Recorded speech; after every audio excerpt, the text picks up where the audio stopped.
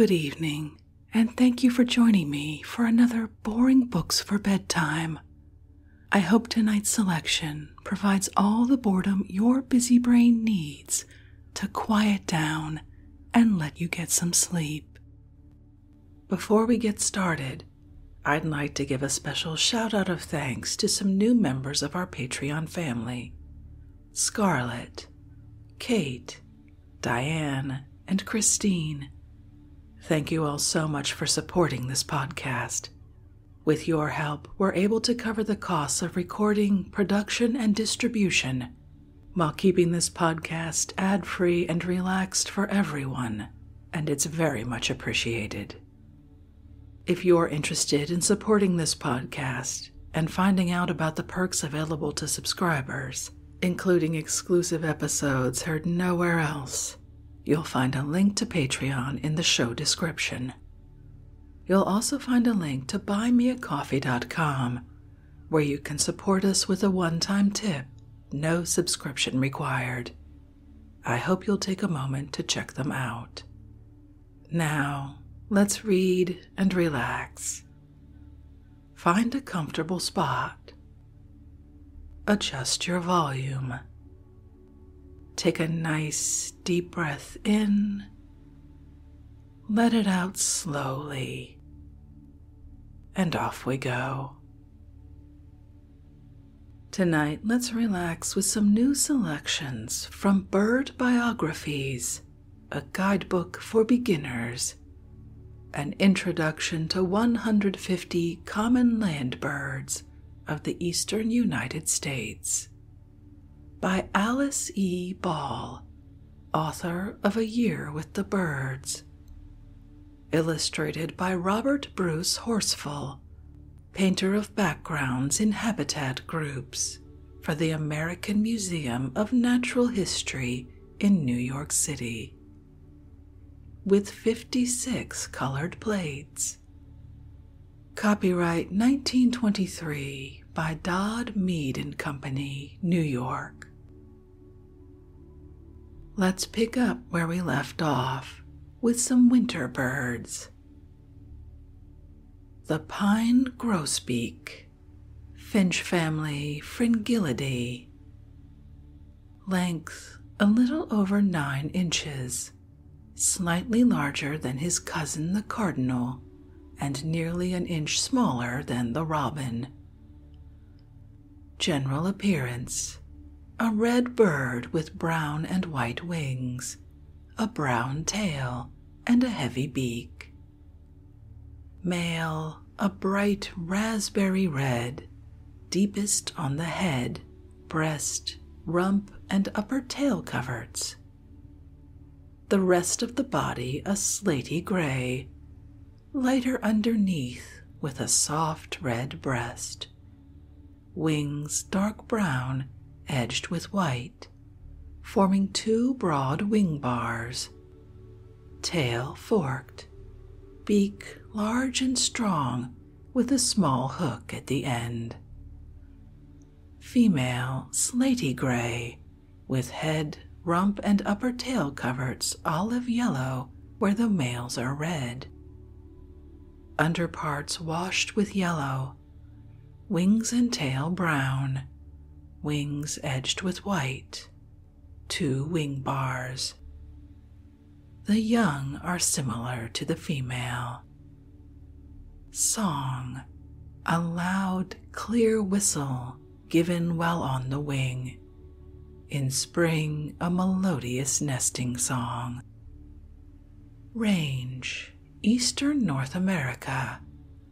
Breeds in the tree regions of Canada, in the White Mountains, and Maine. Winters south to Iowa, Indiana, Pennsylvania, northern New Jersey, and occasionally to the District of Columbia and Kentucky, westward to Manitoba, Minnesota, and Kansas. This brilliant, handsome pine grosbeak is comparatively unknown in the United States, but wherever he appears as a rare visitor, he is hailed with enthusiasm or excitement because of his beautiful color. He resembles his cousin, the purple finch, in color and markings, but is much larger. Thoreau says, "When some rare northern bird like the pine grosbeak is seen thus far south in the winter, he does not suggest poverty, but dazzles us with his beauty. There is in them a warmth akin to the warmth that melts the icicle. Think of these brilliant, warm-colored, and richly warbling birds, birds of paradise, dainty-footed, downy-clad, in the midst of a New England or Canadian winter." The pine grosbeak is of gentle, unobtrusive manner, almost entirely fearless of man's approach, and always seems to be perfectly contented with its situation wherever encountered. A whole tree full of these birds may be seen feeding on the seeds of mountain ash berries, apples, or the buds of beeches. One may stand within a few feet of them for a long time without their taking any notice of one's presence. They are slow and deliberate in manner. Their flight, however, is rather rapid and aggressive, slightly undulating. They are silent, uninteresting birds, awkward in their movements. They are very hardy and roam southward when the severe Canadian winters send them forth in search of food. Seeds of cone-bearing trees, sumac, and mountain ash berries are their favorite winter diet. They return to their northern nesting places when few birds would consider it seemly to set up housekeeping. The American or red crossbill, finch family Fringillidae. Length a little over 6 inches, slightly larger than the English sparrow. General appearance, a small, plump, red bird with brown wings, brown forked tail, and a bill crossed at the tip. Male, head and body a dull red, brownish on the back, and bright red above tail. Wings brown without white bars. Tail brown and notched. Bill with long, strong mandibles that are crossed, somewhat like a parrot's. Female, head and body dull olive with a yellowish wash, brightest on rump, head, back, and underparts mottled with black. Call note, a short, clear, metallic whistle. Song, a gentle warble, varied and agreeable to hear. Flight, undulating. Habitat, coniferous forests preferably. Range, northern North America. Breeds from central Alaska and northern Canada, south to the mountains of California, to Colorado, Michigan, and in the Alleghenies of Georgia, occasionally in Massachusetts, Maryland, and Virginia. Red crossbills are truly the wanderers of the bird world. They are erratic nomads, living in flocks, and roaming where fancy leads or necessity impels them. They pitch their tents and raise their broods wherever they may happen to be sojourning in late winter or early spring, even though many miles south of their natural breeding places. Dr. Elliott Coues writes, "Their most remarkable habit is that of breeding in the winter or very early in the spring, when one would think it impossible that their callow young could endure the rigors of the season." He mentions a nest taken in Maine in February, and another in Vermont so early in March that the ground was covered with snow and the weather was very severe. They make no regular migrations spring or fall, but like will-o'-the-wisps appear and vanish, affording one of the most delightful surprises to be found in nature. To see one of them, accompanied by his olive-green mate, swinging from a spruce bough against a flaming sunset sky or a snowy landscape, is an event in one's life. Crossbills are denizens of coniferous forests. Their twisted or crossed bills are peculiarly adapted to extracting seeds from pine and spruce cones, though they eat berries, fruit, grass seeds, and cankerworms in season. Because of their curiously twisted beaks, these birds have always been regarded with peculiar interest, even with superstition. Longfellow has preserved for us the German legend regarding this bird in his poem The Legend of the Crossbill. On the cross the dying Saviour heavenward lifts his eyelids calm, feels but scarcely feels a trembling in his pierced and bleeding palm, and by all the world forsaken, sees he how with zealous care at the ruthless nail of iron a little bird is striving there. Stained with blood and never tiring, with its beak it doth not cease, from the cross 'twould free the Saviour, its Creator's Son release. And the Saviour speaks in mildness, Blessed be thou of all the good. Bear as token of this moment marks of blood and holy rood. And that bird is called the crossbill, covered all with blood so clear. In the groves of pine it singeth songs like legends strange to hear. The white-winged crossbill is similar to the red crossbill, but its body is a dull crimson instead of red, and its black wing feathers are so tipped with white as to form two broad white wing bars. The female is olive green, gray underneath with a yellow rump, dark wings and tail, white wing bars, and dark streaks on head, breast, and back.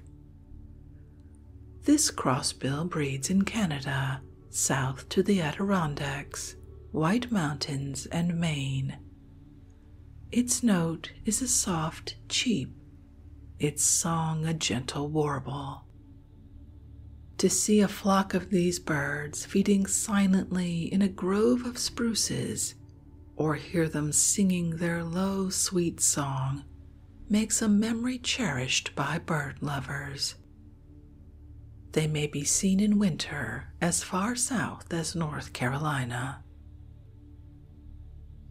The junco, or slate-colored snowbird, finch family, Fringillidae.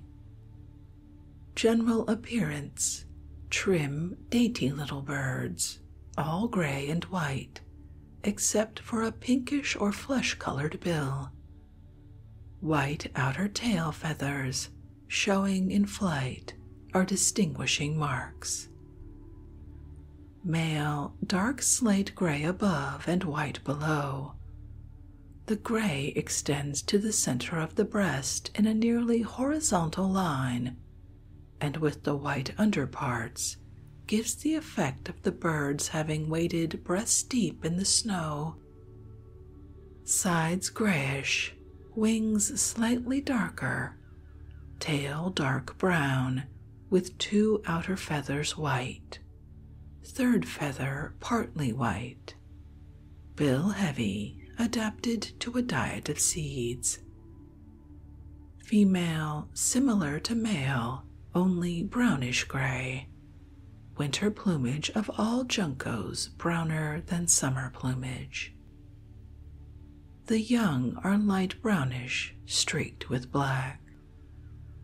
Call note, a gentle seep seep and a smack smack of alarm or distress. Song, a tender sweet trill in the spring. Though monotonous, the song is very pleasing. Habitat, groves of conifers, thickets of bushes or vines or clumps of weeds. Nest, juncos' nests are built of mosses or grasses on or near the ground. The speckled eggs and streaked babies are excellent examples of protective coloring. The nests are sometimes placed very near houses if the surroundings are to the liking of the birds. Range eastern and northern North America. Breeds from the tree limit of Alaska and Canada southward to northern United States, northern Minnesota, central Michigan, Maine, the mountains of New York, Pennsylvania, and Massachusetts. Winters throughout eastern United States and southern Canada to the Gulf Coast. The Carolina junco, nesting in the southern Appalachian Mountains, is a subspecies, differing but very slightly in color. Juncos are gentle, attractive little creatures that come to our thickets when the chill of autumn has driven away our insectivorous birds. Being seed-eaters, they do not fear winter snows, except those that cover tall weeds. According to Professor Beale, juncos should be rigidly protected. They not only destroy large quantities of weed seeds, thereby rendering service to agriculture, but they eat harmful insects, of which caterpillars are their favorite. They do no damage to fruit or grain. Mr. Forbush writes of the junco as follows.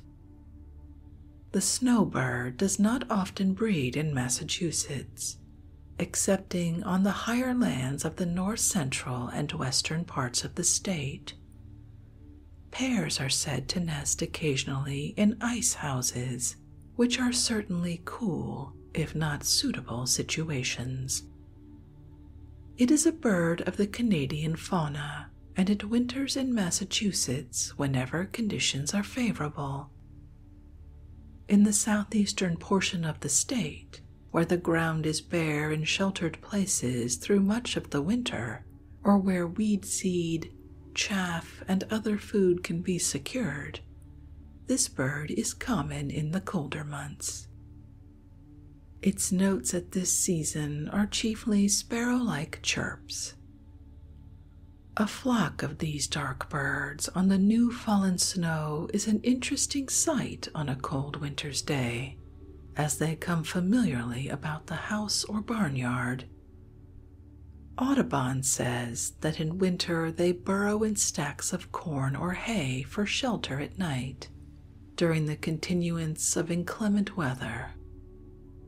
As spring comes, they begin to sing much like the chipping sparrow. They converse together with a musical twittering, and about the 1st of May they leave for their northern breeding ground. The snowflake or snow bunting, finch family Fringillidae. Length a little less than 7 inches, slightly larger than the junco and the English sparrow. General appearance, a brown, black, and white bird. The white is conspicuous on wings and tail, especially in flight. The bird has a characteristic way of hugging the ground when walking or running. It does not hop. Male and female. In winter, head brown on top, lighter on neck, white on sides of head with a brown thumb mark below the eye. Back brown streaked with black. Throat and belly white.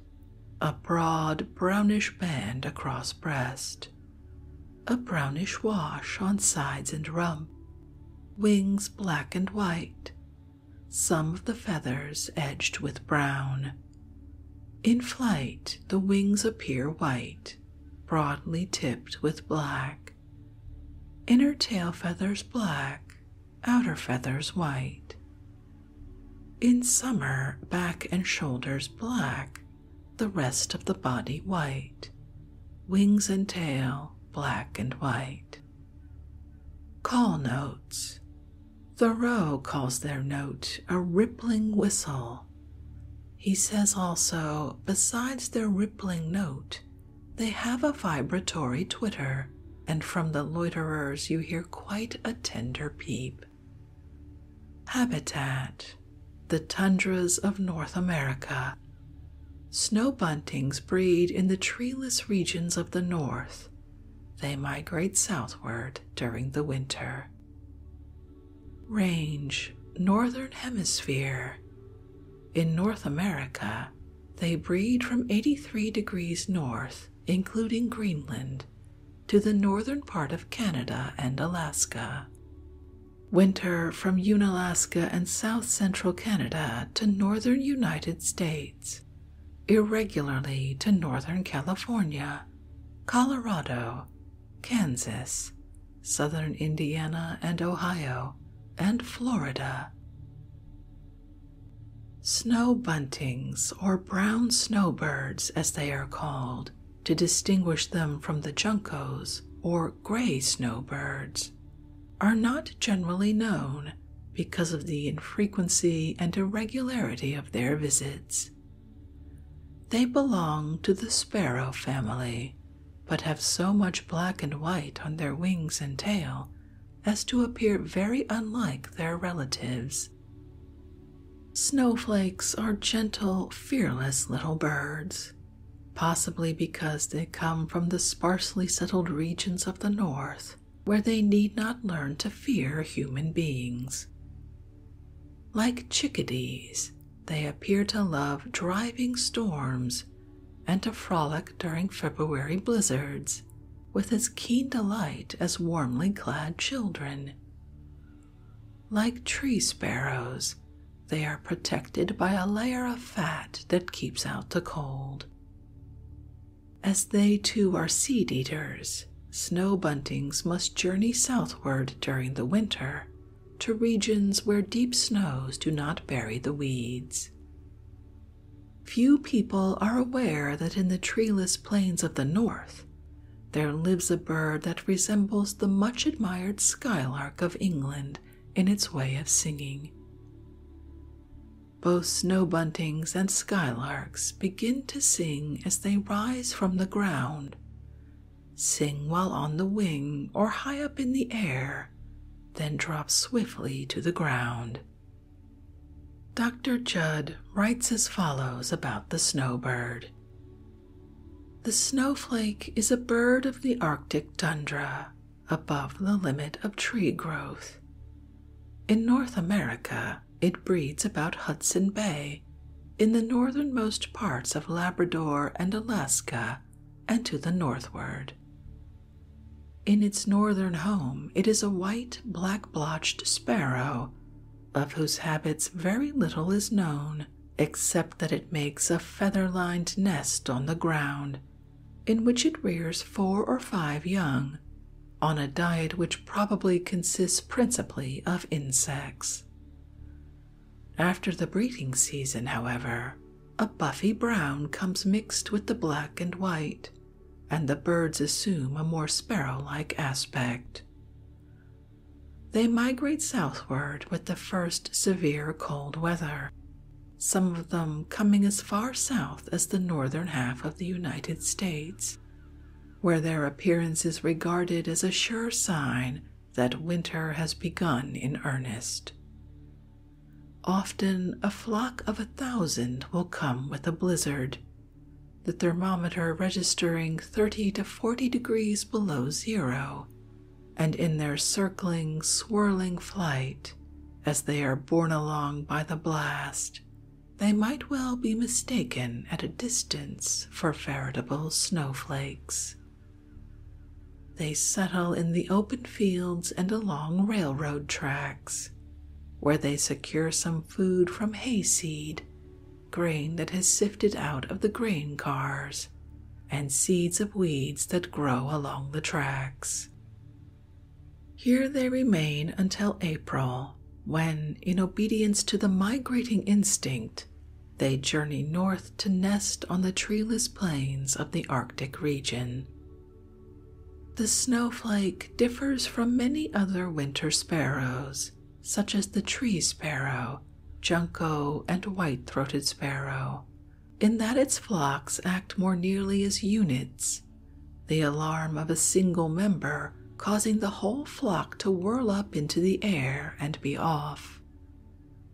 A further difference may be noted in its strictly terrestrial habits. When not flying, it is almost invariably found on the ground, and when it does happen to alight in a tree, awkward wobblings betray its discomfort. Where the feeding conditions are favorable, immense flocks of snowflakes may be seen apparently rolling like a cloud across the land, this curious effect being due to the rear rank continually rising and flying forward to a point just in advance of the rest of the flock. Dr. Judd says that little information can be given concerning the summer food of this bird, but that it probably feeds on the seeds of shore or marsh plants. The winter food consists of grain, mostly gleanings or waste, and of weed seed which is consumed in enormous quantities. On account of its good work as a weed destroyer and the apparent absence of any noticeably detrimental food habits, the snowflake seems to deserve high commendation and should receive careful protection. The tree sparrow, or winter chippy, finch family, Fringillidae. Length a little over 6 inches, about the size of an English sparrow. General appearance, a small brown bird with a gray breast that has an indistinct black spot in the center.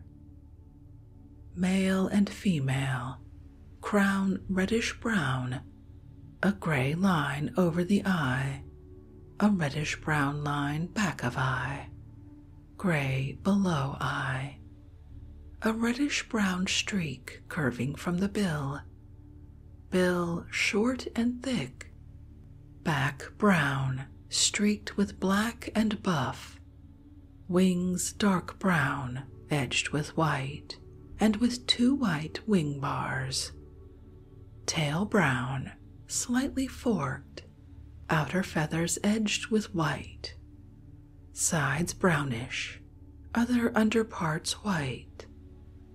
The black spot in the center of the breast is the identification mark.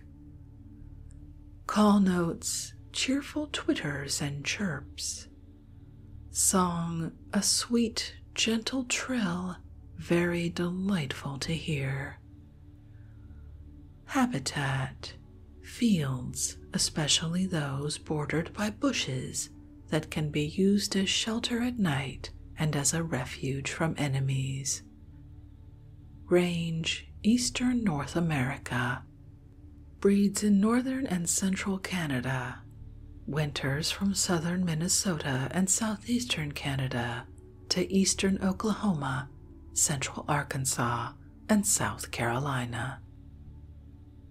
When lordly winter stalks abroad with trailing robes of snow that hide the lovely tender things his icy breath lays low, when grasses, shrubs, and hardy weeds hold high their heads and mock their tyrant lord, From northland woods there come a merry flock of feathered songsters, soft and brown, with a dark spot on each breast. They sway on stalk of goldenrod above a snowdrift's crest. Their voices ring like tinkling bells beneath the wintry sky, till April, when with joyous songs back to the north they fly. Such are the rollicking little tree sparrows that whirl into our vision like an eddy of brown leaves. To the untrained observer, they are just sparrows, but to the seeing eye they are altogether more dainty and refined than English sparrows, and have different markings. Their little brown caps, the gray line over their bright eyes, their brown backs, white wing bars, pale gray breasts, and forked tails resemble those of their little cousins, the chipping sparrows. But the soft, grayish-black spot on each tree sparrow's breast is a difference.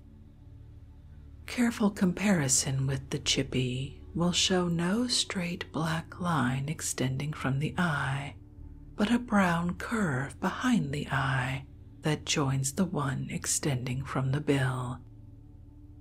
The voices of winter chippies are infinitely sweeter than those of the dooryard chippies and their English relatives.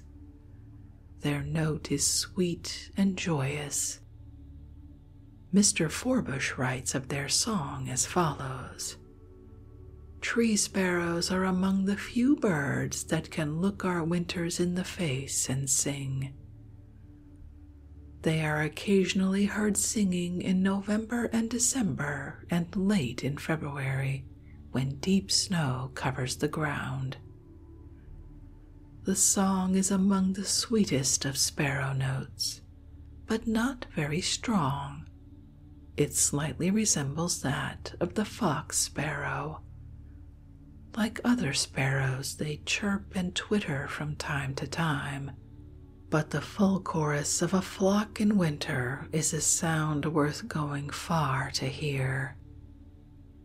Dr. Judd says, "The tree sparrow breeds in Labrador and the Hudson Bay region and westward to Alaska. In the fall, the birds come down from the north in immense throngs and spread over the United States, as far south as South Carolina, Kansas, and Arizona. During the winter, in company with juncos, white-throats, white-crowns, and fox sparrows, they give life to the hedgerows, tangled thickets, and weed patches. The food of the tree sparrow during its stay in the United States is almost entirely made up of seeds. The bird shows an essential difference from its associates, however, in its large consumption of grass seed, fully half of its food consisting of this element. Nearly 2/3 of the vegetable food that is not grass seed is derived from such plants as ragweed, amaranth, lamb's quarters, and a variety of seeds such as wild sunflower, goldenrod, chickweed, purslane, wood sorrel, violet, and sheep sorrel. Professor Beale says that the oily seeds of such plants as ragweed cause the little bodies of tree sparrows to be encased in a layer of fat constituting a set of underflannels from 1/8 to 1/4 of an inch in thickness all over the bird's body. They are so warmly dressed that it is no wonder they are happy, cheerful, and active. A sight of them in a beautiful snowy meadow is enough to repay one for the trouble of a quest." Pine siskins, redpolls, song sparrows, white-throated sparrows, purple finches, and goldfinches, are other species of the large finch family or Fringillidae that may be seen during the winter months. The pine siskin or pine finch is a small brownish-gray bird streaked with black and with buff edges to many of its feathers. The yellow in the wings and in the forked tail will distinguish it. The redpoll is a little brownish-gray bird with a red forehead, reddish breast and rump, black chin and throat. It has distinct dark streaks on its head, back, and underparts except the breast. There are several species varying slightly in size and markings. The song sparrow, the white throat, the purple finch, and the goldfinch are described later in this book. The bobwhite or quail, American partridge family, Odontophoridae. Length about 10 inches, the same length as the robin, but the quail has a stouter body and a shorter tail. General appearance: a plump, mottled brown bird with a small head, short bill, and short tail. Male, upper parts reddish brown and chestnut brown, mottled with black, gray, and buff. Head slightly crested. Forehead and line above eye white, line extending to neck. Black patch below eye that curves to enclose white throat and forms a band below it. Underparts whitish barred with black, except upper part of breast which is reddish brown. Tail short, gray, mottled, with buff and a few black flecks.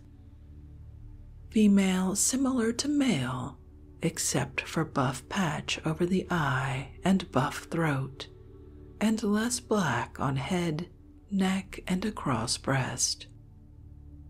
In summer, the crown of both sexes is darker than in winter. The buff markings are lighter in color. Call note: bobwhite, bobwhite, a very clear, sweet, musical whistle. Habitat: grassy meadows and cultivated fields, farmyards, thickets, and swamps during the winter. Range: eastern North America, from southern Canada to the Gulf Coast and northern Florida, and west to eastern Colorado, usually a resident. In Florida, except in the north, is found the Florida bobwhite, a smaller and darker species. A quail is called a partridge in the south. The California quail, one of several western species, is very different in appearance from the eastern quail. It has a nodding plume on its head and is largely black, white, and brownish-gray. No birds of my acquaintance, unless it be bluebirds, goldfinches, chickadees, and thrushes, seem so lovable, so interesting, and so altogether desirable as quail. Our summer meadows would lose much of their charm without the cheery bobwhite ringing across them. The character of human beings is shown in their voices. That of birds seems likewise revealed. The note of the quail breathes sweetness, tenderness, joy in life, and deep contentment. Unless need of food compels it, the killing of these nearly human creatures seems to me like the slaughter of the innocents. Few birds are so devoted to their mates or to their young as the quail. Many human parents are less alive to parental responsibilities. It is a well-known fact that while mother quail is sitting upon her second nestful of a dozen or more eggs, Father Bob assumes the entire care of the large, restless older brood. Most birds love their mates and their young, but quail seem to have affection for their brothers and sisters also. The parents and the two broods sometimes remain together during the winter.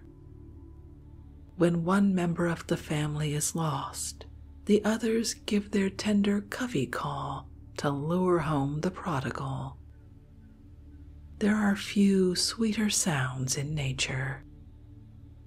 Mr. Forbush says, when the broods are scattered by the gunner, they are reassembled again by a whistled call of the old bird, which has been given ka-lo-kee, ka-lo-kee, and is answered by the whistled repeated response, whole-kee. The syllables almost run together. The first call is uttered with a rising and the other with a falling inflection. It is plainly the rallying call and the answering cry. Dallas Lore Sharp, in his charming book Wild Life Near Home, refers to the covey call as follows. It was the sweetest bird note I ever heard, being so low, so liquid, so mellow, that I almost doubted if bobwhite could make it. But there she stood in the snow with head high, listening anxiously. Again she whistled, louder this time, and from the woods below came a faint answering call. The answer seemed to break a spell, and on 3 sides of me sounded other calls. At this the little signaler repeated her efforts, and each time the answers came louder and nearer. Presently something dark hurried by me over the snow and joined the quail I was watching. It was one of the covey I had heard call from the woods. Again and again the signal went forth, until a third, fourth, and finally fifth were grouped about the leader. There was just an audible twitter of welcome and gratitude exchanged as each newcomer made his appearance. Once more the whistle sounded, but this time there was no response across the silent field. Young quail are very precocious. They are able to run about soon after they are hatched. They early learn how to hide and freeze. A friend told me of coming suddenly upon a brood. The mother gave a call and all fled instantly, except one that turned into a little brown wooden image under a leaf at his feet. He picked it up and held it in his hand. Not a motion did it make until its mother gave a second call, when it shot out of his hand like a flash. Another friend told me of her experience in finding a lost baby quail. It was too little and too weak to keep up with the family, was probably the last born. It was so tired and distressed that when she knelt down and placed her cupped hand near it, the poor little thing ran to it, nestled down, and shut its eyes. She discovered the brood and carried the baby over to join its family, but it seemed loath to leave her. 3 times it ran back to the warm shelter of her hand. She could hardly bear to abandon it to the life that seemed more than it could endure. Dr. Judd made a careful study of the bobwhite. The following extracts are from his report. It is the general opinion that with the oncoming of winter, the bobwhite is found less often in the open fields, when withered herbaceous plants afford but scanty protection from enemies, than in dense, bushy, briery coverts and woods. In Maryland and Virginia, the scattered and depleted coveys after the shooting season evidently unite into large bevies. Their favorite resort is a bank with a southern exposure and suitable food supply.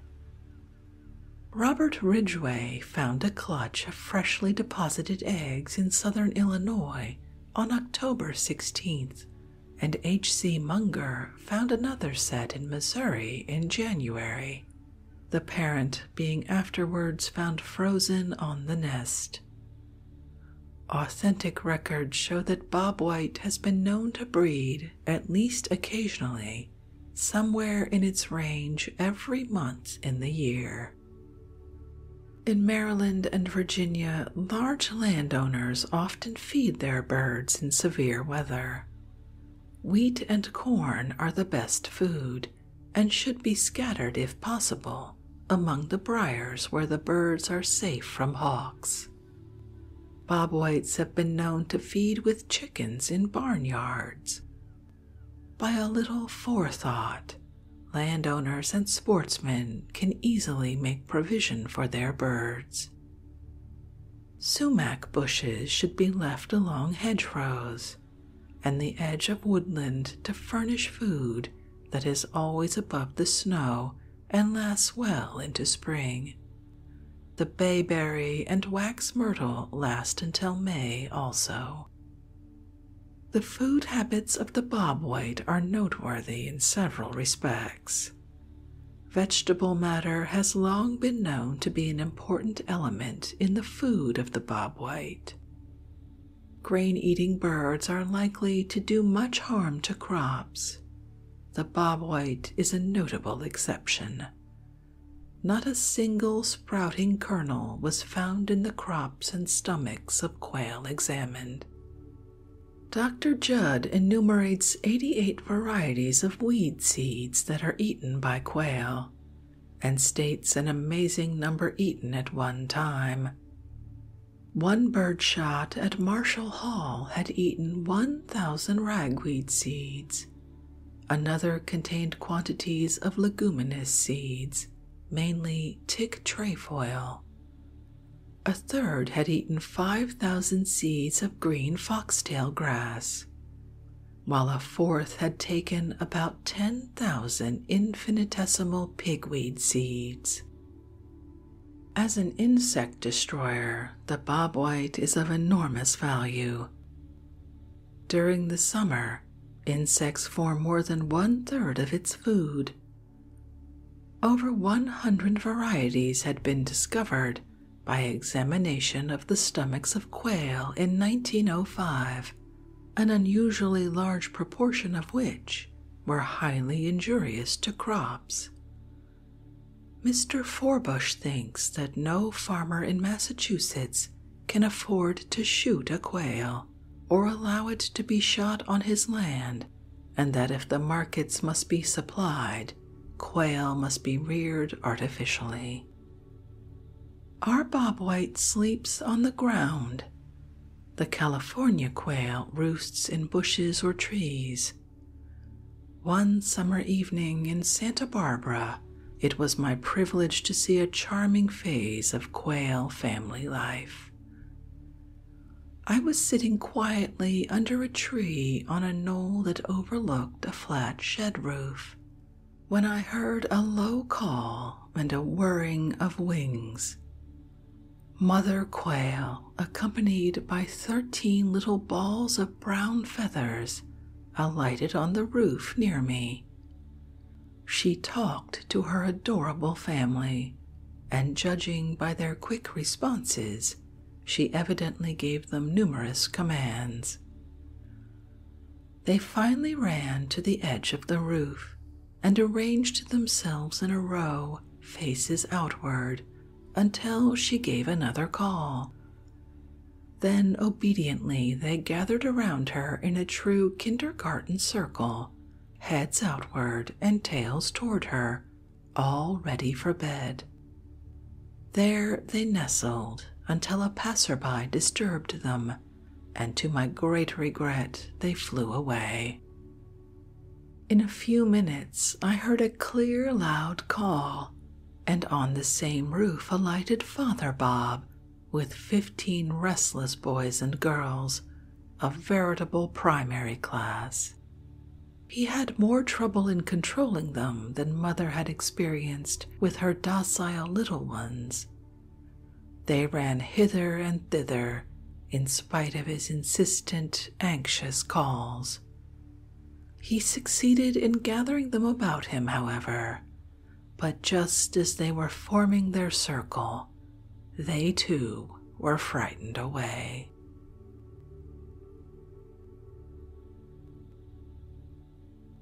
And with that charming story, I think we'll end this evening's reading from Bird Biographies by Alice Ball.